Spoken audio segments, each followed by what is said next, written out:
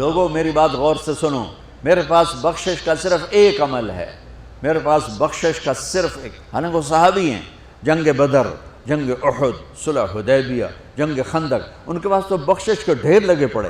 خود صحابی ہونا بخشش کے لیے کافی ہے کہ سورہ فتح میں اللہ تعالیٰ کہتا ہے کُلًا وعد اللہ الحسنى، اے میرے نبی آپ کے ساتھ میرا وعدہ ہے، میں آپ کے تمام صحابہ کو جنت میں داخل کروں گا، چاہے انہوں نے کوئی غلطیاں کیں اور چاہے نہیں کیں، سب کے لیے۔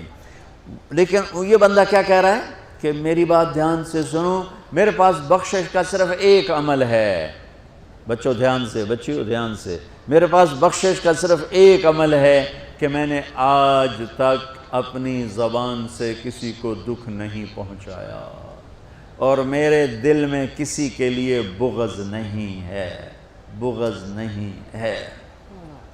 میرے نبی نے کیا فرمایا زبان نکال کے پکڑ کے کہ اس کو قابو کر، یہ پوری شریعت ہے۔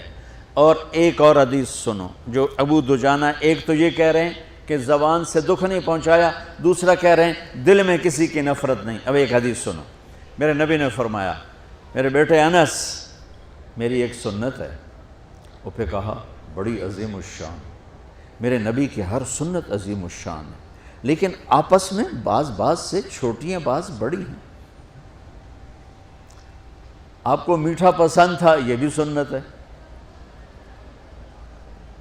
آپ نے داڑھی رکھی، یہ بھی سنت ہے، آپ نے پگڑی باندھی، یہ بھی سنت ہے۔ تو سنتوں کی تو ایک لائن لگی ہوئی ہے، ساری بہت عالی شان ہے، لیکن آپس میں بعض کا درجہ اونچا ہے، بعض کا نیچا ہے۔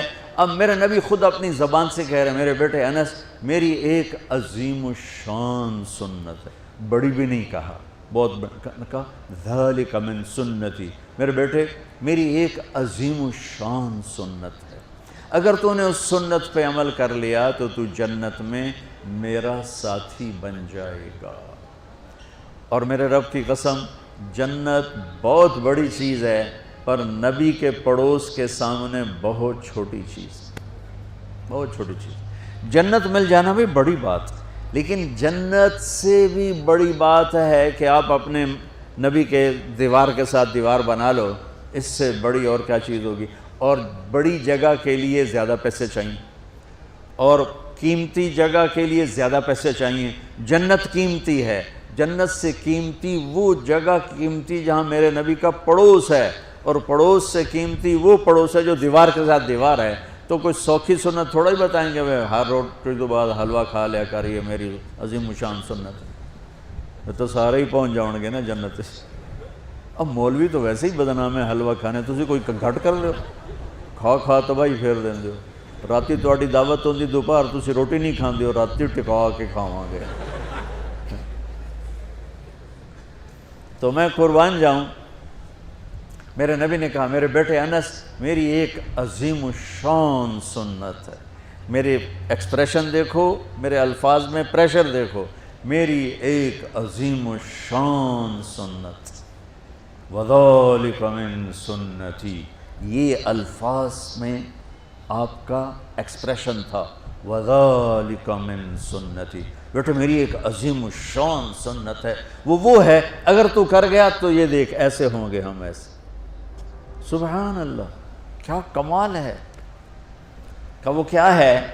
کہ وہ یہ ہے ان استطعت او قال ان قدرت، بیٹے سوکھا نہیں ہے، تجھے تھکنا پڑے گا۔ ان استطعت، یہ داڑھی نہیں میں رکھ کے تیل چوپڑ لو کم سوکھا ہوگا، نہیں، ان استطعت، اس میں تمہیں تھکنا پڑے گا۔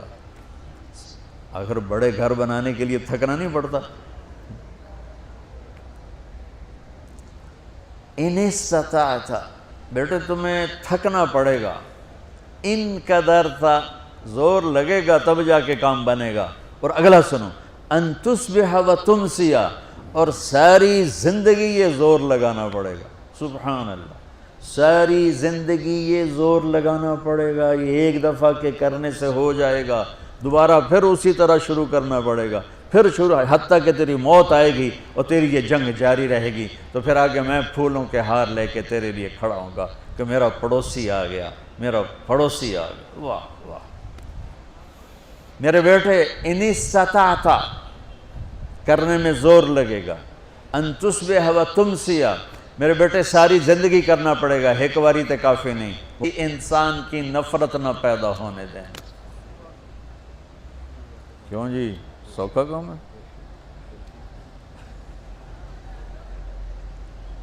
تہجد پڑھنا آسان ہے، پیدل حج کرنا آسان ہے، زکوٰۃ دینی آسان ہے، اور اس دل کو صاف کرنا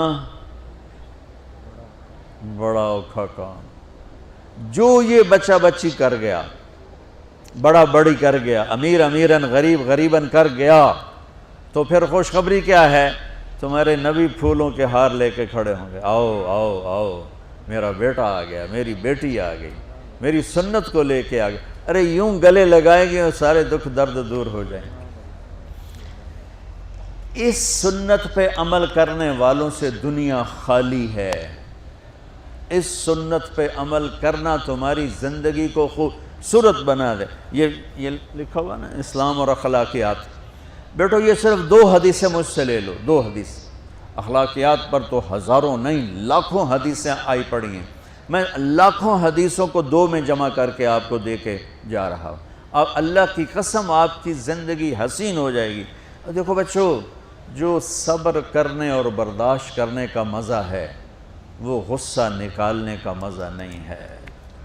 جو سہ جانے کا مزہ ہے، پی جا ایام کی تلخی کو بھی ہنس کے ناصر، غم کو سہنے میں بھی قدرت نے مزہ رکھا ہے.